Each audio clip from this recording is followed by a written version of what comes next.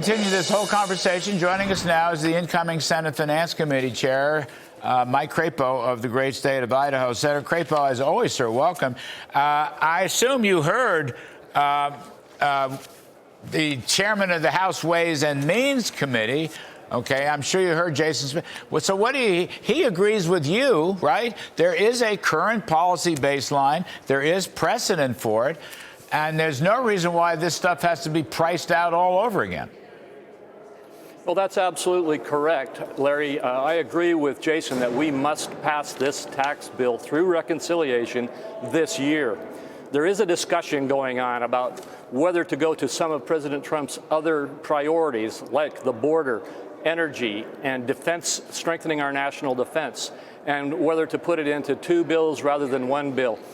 My issue is whether we do two bills or one bill, the sequencing, that decision will be made by President Trump in consultation with the Senate and House leadership. My focus is to be sure that whenever that vote happens, and that it happens this year, that we do it as soon as possible and that we get a good bill put into place that will strengthen the economy once again, like you mentioned in the previous section, and grow jobs, grow wages, and give people in America an opportunity to see increased wealth, rather than to give them a $2,000 per median family household tax increase. But, Senator, your point is, there's two issues here. First issue, I want to come back to this. You're saying they don't score spending, the current services spending baseline, as a brand new deficit increasing bill. They just let that go on. But they will score a current services or current policy tax cut baseline all over again as a big deficit raiser. Now, there's something wrong with that. You can either have one or the other, but you can't have both. I mean, it seems to me there's hypocrisy here. Yeah, that's right, Larry. There's over $2.5 trillion of spending in our budgetary system that has a current policy baseline. It's just assumed that it will grow and grow and grow. Right. And yet taxes, no, they say you have to pay for them every year. This common sense. Ask Americans if keeping their tax policy exactly what it is today, instead of telling them that the average medium to low income family has to pay another $2,000 a year, ask them if they think that that's the way that we should try to address our national debt. No, it's current law, and we should not have to pay or raise taxes or do something for $4.5 trillion in the next year. All right. The other thing, you've said this eloquently. You made a lot of news when you came on our show the first time. We appreciate it very much.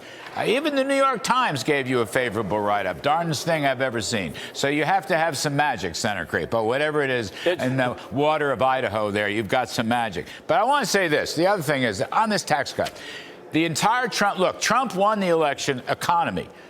Border, yes, 100%. Energy, yes, 100%. I'm all for that stuff. So are you. But he won because of the economy. People want their take-home pay, kitchen table take-home pay to go up. Now, you can't not do something about taxes. And you can't wait, because it's going to take whatever you think is going to happen with reconciliation. I guarantee you'll not get it in 30 days. I'm reading about what Senator Thune is saying, that you'll get a reconciliation bill in 30 days. Do you seriously, Senator Mike Crapo, have you ever seen in your lifetime a reconciliation bill that was done in 30 days? And that means the tax cut conversation's not going to happen. And that means that the blue-collar boom is not going to happen. And that means that those voters in Trump's working-class coalition are going to be very unhappy, sir. Well, I agree with you completely that we cannot tolerate failure to pass the tax reconciliation bill. If the president chooses to say, I want to do it in steps, then that's the decision that he gets to make. But really, that's the decision maker here. The question is, what is the right strategy? I think that the issues that you and Jason raise are very legitimate issues. And high risk, Senator. It's a high risk. It's a high risk. It's a Las Vegas gamble that you could get two recon bills, including a big tax hike in the second bill. Well, Larry, I understand your concern. And I hope that we don't face that. But the bottom line is, I'm working to make sure that whenever that vote happens, we have a great bill and that we stop the $4.5 trillion tax increase and actually give people a boosted economy to grow their available income. Well, I'm for that. I'm for that. And I think your current policy scorecard is right. You got a lot of support for that. 2 tax writing committees. Anyway, Senator Mike Crapo, the great state of Idaho. Thanks, sir. Appreciate it very much.